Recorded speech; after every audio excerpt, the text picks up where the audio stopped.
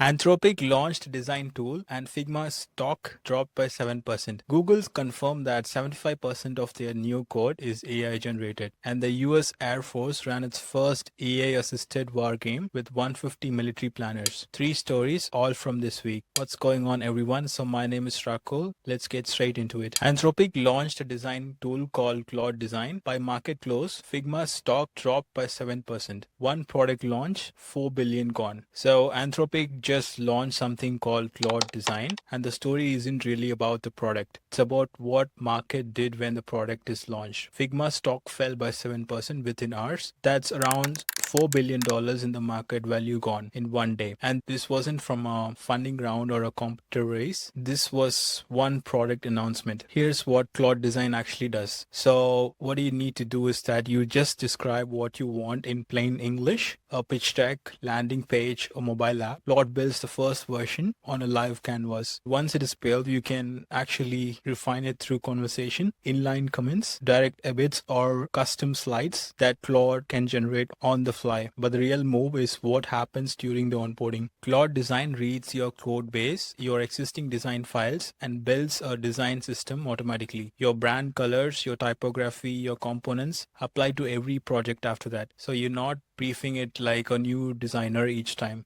It already knows your brand. Now the proof points are really wild. Someone on X named Peter just made a slide deck, website, and a full design system all in one afternoon. Another creator called Pierre made this video with Claude in 12 prompts. And the companies are even more interesting. Brilliant said their most complex pages took 20 plus prompts in other tools. In Claude Design, they just did it with 2 prompts. So that's actually 10x speed on one day. Datadog compressed what used to be a week-long design cycle of briefs and mockups and review rounds into a single Claude Design conversation. And when Claude Design is done, it doesn't just export. It hands the designs off to Claude Code, which then builds the actual product. Idea, prototype, production, all in one loop. Figma still runs 80 to 90% of professional design market. That's not going anywhere tomorrow, but Claude Design isn't just trying to replace Figma for trained designers. It's coming for founders, PMs, marketers who were never going to learn Figma anyway. So that's the bigger market, and they just got a tool. Okay, so that's Claude eating into the design world.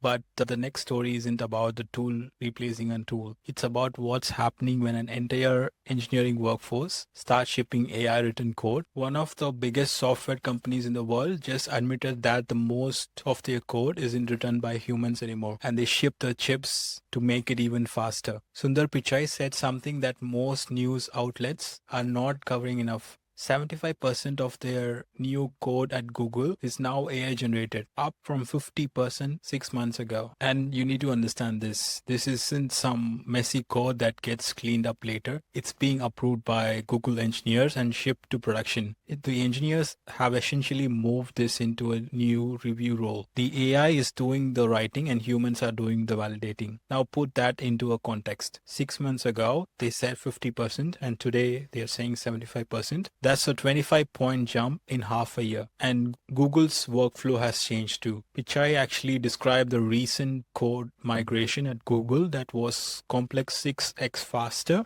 with agents and engineers working together than it would be with engineers alone a year ago. That's not a productivity bump. That's completely different way of shipping software. Then there's a marketing side. For the Gemini Chrome launch, Google's marketing team used AI to generate thousands of variations of creative assets. 70% faster turnaround compared to it doing manually. 20% increase in ad conversions from the variations. Work that used to take weeks happened in days. On the security side, AI agents in Google Security Operations Center now automatically triage tens and thousands of threat reports every month. They have reduced threat mitigation time by more than 90%. And Google announced TPU-80, their 8th generation AI chip, dual chip approach, scales to like about 9,600 TPUs in a single super pod with 2 petabytes of shared memory. They are building the hardware to make AI even faster, while they are already running most of their work through AI. Here's why this matters. Every tech company is watching what Google does and matching it. If 75% of their code in Google is AI generated, every other company is heading towards the same ratio. And if that's the flaw, the implication of software engineering as a profession are massive. Guess what? So we have spent years and years arguing whether AI will replace developers, but Google just answered it. It doesn't replace them, but shifts them. Engineers now become editors, architects, and reviewers. But the typing, that's not what humans do anymore. Okay, so design and code.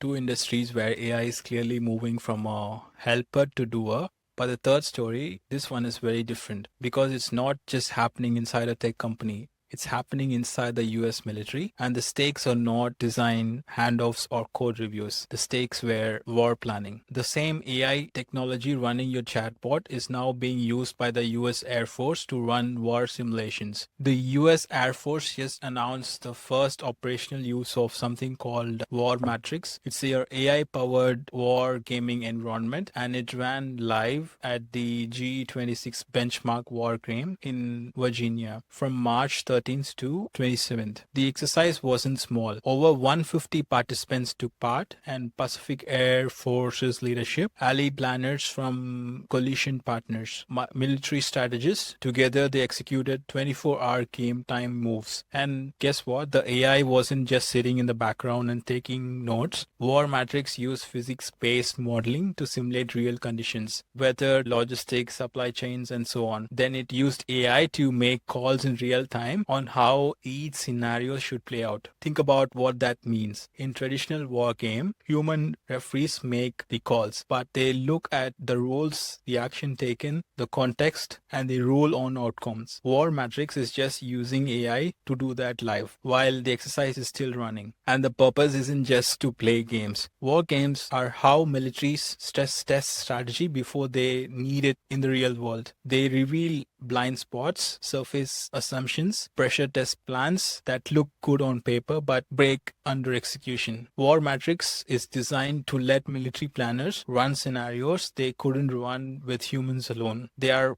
typically too expensive or too slow or too hard to staff. With AI, you can run the same scenario 50 times with different variables and see what fails. You can test strategies against AI generation opposition that actually doesn't get tired and doesn't have a bias and doesn't know the outcome. Now, obviously, the questions come out about accountability, transparency, and the US military has been careful to say that WarMatrix is about planning and training, not about automating decisions in real conflict. If you want to stay ahead on how AI is actually changing the world, follow me. I share this one every week. See you on the next one.